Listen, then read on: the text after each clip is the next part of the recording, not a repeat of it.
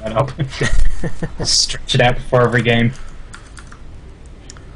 Alrighty, ladies and gentlemen, we are here live. It's the end of the world, so we decided to do a clan war match. I was just asked to jump in and cast this one, and joining me, gonna have a co-caster a little bit different to normal, but it still should be all lots of fun. We've got Team MGG's Alpha. Welcome, buddy. Thank you, man. Good to be here tonight.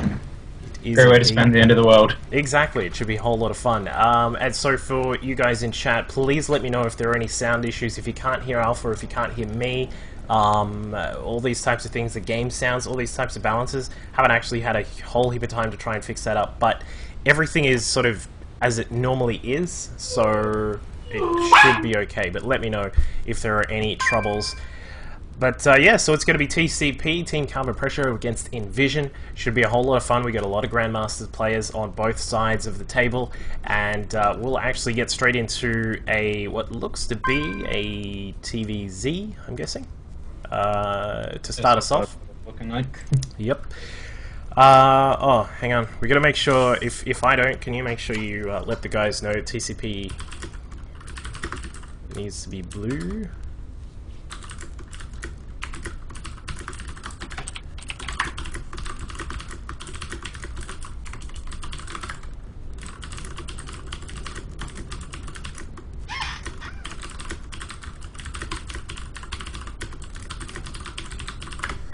Alright.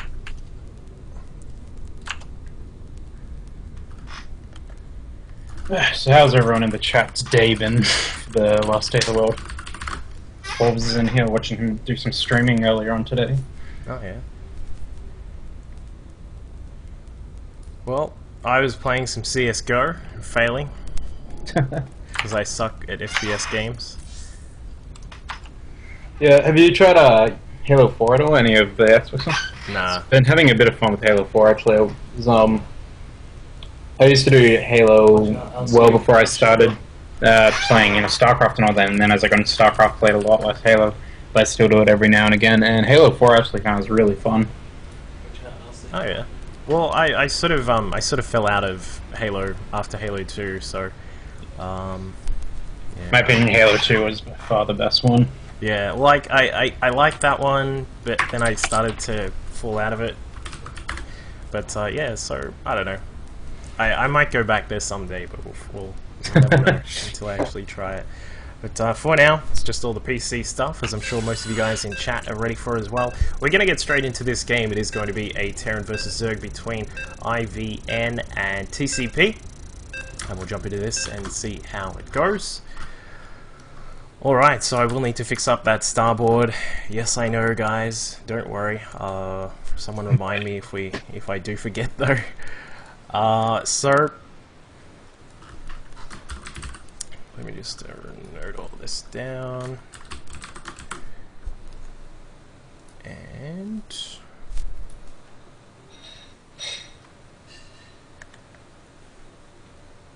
whoops, I got the colors wrong.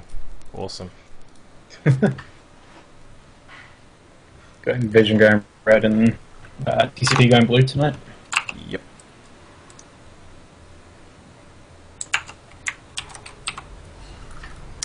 Alright, so starting at the top right hand side of Daybreak, one of the most stable maps, I suppose you could say, because there's a lot of macro going on, lots of cool stuff on this map. We have our player from iVn, it is Nova X, or Nova, and down at the bottom left hand side is our blue Terran player for TCP is going to be Jack. Now, let me just fix up those overlays. You want to talk about these players? Let us know what you think of these two guys. Yeah, Novax is one of the ones who he's been doing really well, very strong. So I haven't actually seen much of Jack, so I'm not sure what he's going to be playing as, but Novax is definitely a very strong Zerg player. So, yeah, with the Terrans lately, they've all been going for that really popular Hellion Banshee opener. And it's one of those things I just love in the metagame, how metagames work, because I remember when I first started watching 1v1 and started watching the pro scene about a year and a half ago now, how the Hellion Banshee at the time was like the most popular opener, and then it became very, just became about the double reactor Hellions, and sometimes you got the Banshee, but it was pretty rare. and now it's like very popular and common to get that Banshee. So I love the way the metagame works like that. Yeah, exactly. It's sort of bounced around between the phase of pre that Queen buff, where the Queens are obviously able to deal with massive amounts of Hellions. Of course, a lot of people remember back MKP at MLG Arena, I think it was, the Summer Arena, if I remember correctly, this year. MKP playing around with a lot of Hellions and did quite well over there. I think that was a tournament.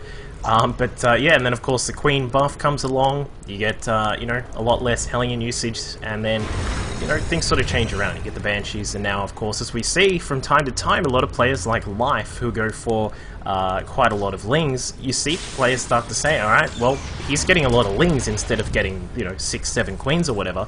Let's go back to Hellions and start trying to bust out that old strat again. So it is quite a really cool circle of life, if you will, when it comes to the strategies, and yeah. Have you seen those games where they go for the Banshee openers followed by a single Raven, where you get 2 or 3 Banshees with a single Raven, and you go around, you kill the creep off, and using the Raven with PDDs, you can take out any of the Queens around the field.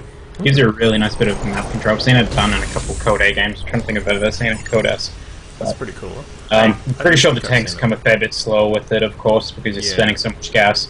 But yeah, it's one of the favorite strategies that I've seen that gives you such nice map control, and you can really push the creep way back.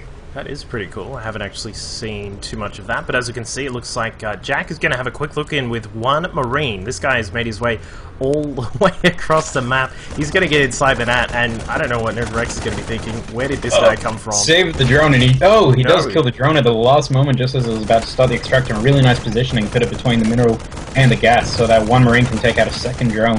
Does get a second one there, but the Marine does go down. But wow, what a beautiful little start there, just to send out the 1 Marine and say, you know what, if you're not watching, you don't have a couple of Lings out right at the start, then you're going to lose 2 drones, and that's, we'll see if that has any big effect for the rest of the game, but I highly doubt it. Of course, the Queen's now out. We've got 1 at the main, we've got 1 down at the natural as well, getting those injects done. And back at home for Jack, just continuing on with a very standard sort of style. I'm going to pick up 2, 3 extra racks, in fact, to supplement his Marine income. We'll see how we go. Very nice positioning of those racks as well, deciding to go with them for his wall. So going for that really big, sturdy, heavy wall. Of course, doing that means that you probably won't be able to get reactors in Tech Lab, so you can get them, but you're a lot more vulnerable having your reactors in Tech Lab there. So I'm curious to see if it's going to try and build them, or if it's just going to go for that very straight Marine from these barracks. Yeah, what I would really like to see, which again was one of those things we did see quite a lot, but then it has sort of faded out, is the barracks lift to try and get that pesky Overlord that's sitting just at the top of those buildings there. Not many people actually do that these days, so I don't know. I think that's a really cool little thing just to capitalize on the fact that a Zerg is almost always going to have an Overlord there, but we aren't going to see that for the moment. And as we can see, Jack is just on the 1 gas at the moment, so it's not going to be any type of crazy openings with Banshees or anything like that, as of course we can see from the 4 barracks being down. But Novarex is going to pick up the Baneling Nest, a couple of Evo chambers, and proceed as normal. Yeah, with what you're saying about the lifting up the racks, going back to that conversation we're having about the metagame, I think it was the top versus MVP finals. It was one of the turns in the finals who just blew everyone, because every game he would kill that first Overlord, including this Daybreak where he built the barracks right there next to it, lifted it, and killed that Overlord with just the first 1 or 2 Marines. Gave him such a nice starter. So it's always one of those risky things, because it means you can't wall and your barracks is way out, but if they're not cheesing, then getting that Overlord so early is always such a nice start to the game.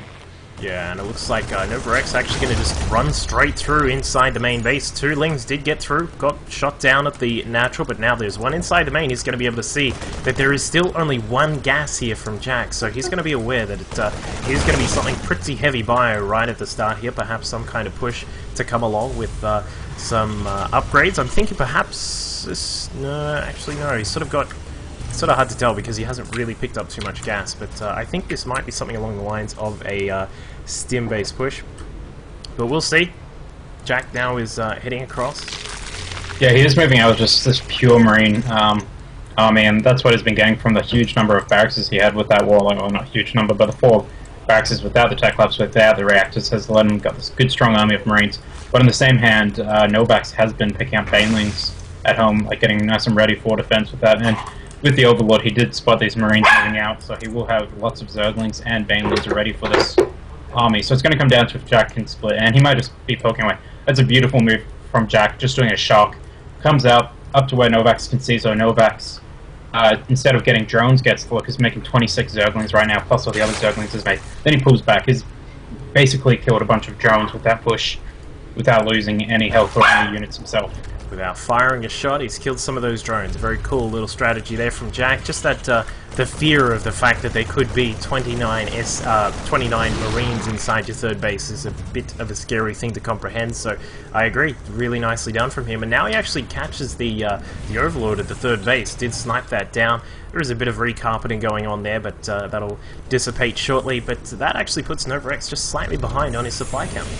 Yeah, I want to, like, with what we're saying, if we have a look at the worker count, it's 50 workers at the moment to 39, with Jack in the lead. So if he hadn't spent so much larvae on all of those Zerglings, it's got nearly 50 Zerglings, he would definitely be well ahead in that worker count. So that Marine, little shocking that pushed out and then pulling back without engaging, really beautiful move by him. At the same time, Novak's did have that Overlord spreading the creep, so he does have a basic idea that the third should be coming. And more importantly, he's got the Overlord, can see where the third is building. I do find that a bit surprising that Jack would build the command center there, since it's such a common spot to put an Overlord. You should know that there's an Overlord there, so you're pretty much showing the exact timing of that third. Yeah, he's going to be prepared to obviously head across. He can perhaps, if Burrow finishes in time, which it looks like it's going to, he can burrow a Ling down, of course force another scan, which is not going to be good at all for Jack. He's going to want to try and keep his economy looking as good as he can. The Ling sweeping through to the third, going to sit there. Is he going to burrow? Yes, he is. Yeah, burrow, and yes, he does, so that's great. You're just forcing a scan if Jack realizes. Best case scenario, Jack doesn't realize, and he's buying himself a lot of time. That looks exactly to be what's happening, is that Jack thinks that that's landed. Yep. We've got a lot of Banelings morphing in. Looks like there is a little... Oh, Baneling landmine's getting ready, but it's scan not does really going to get much done there, but the Marines are now going to come back. They're going to sweep through the back, which does mean that the front portion of the Natural is a little bit exposed now, but the Marines are going to head through. Looks like the Lings just trying to catch up with any units they can find. The Banelings now picking up their rolling paces, and now they will be able to get away, and I doubt... The landmines have been dropped, so we'll see if Jack will be following through, and this is going to be a great if he can time it well. But the Marines turn back at the last moment. To go kill the Zergling, funnily enough. Looks like they're going back just to kill that Zergling. But the Zergling did do a good... And you know what that does? That forces that scan there as well, which means that he won't necessarily have the same amount of scans in this area. But it looks like NovaX trying to bait out those Marines, just trying to pull them to the side here. That's only a couple of those Lings there. They do take down the tech lab, which is kind of funny. Took down the tech lab on the factory, which is a really nice move, slowing down those siege tanks a lot. Especially also considering that he did kill the other siege tanks before. So right now there's only one siege tank out, and it's going to be a while before any more come out. So really nice play by Novak here, getting himself back in the game after that early work. Yeah, definitely. And here's the lure. It looks like the Marines are going to run right over the landmine. Bang! There they go! That was good number. About half of those Marines are taken down. Exactly. He's going to try and split up the rest of the Marines, and I don't think that it is going to work too well. NovaX in a beautiful position right now. Of course, he's still only on these very low-tech units, the Lings and the Banes, but I mean, when you've done that much damage, it's quite a lot to try and deal with. Looks like Jack's doing a beautiful job with his positioning, and his third is going to be in a bit of trouble. These Marines fighting right on top of the landmines, so they're fairly spread, but two of the Banelings do take out a good number of them, and so many Lings just streaming over. Have a look at the minimap and see these Zerglings just streaming across this map. And the entire time, Jack's still disconquered and his siege tanks out. His Marines do make their way through the supply depot and can start catching up the left Marines and Marauders.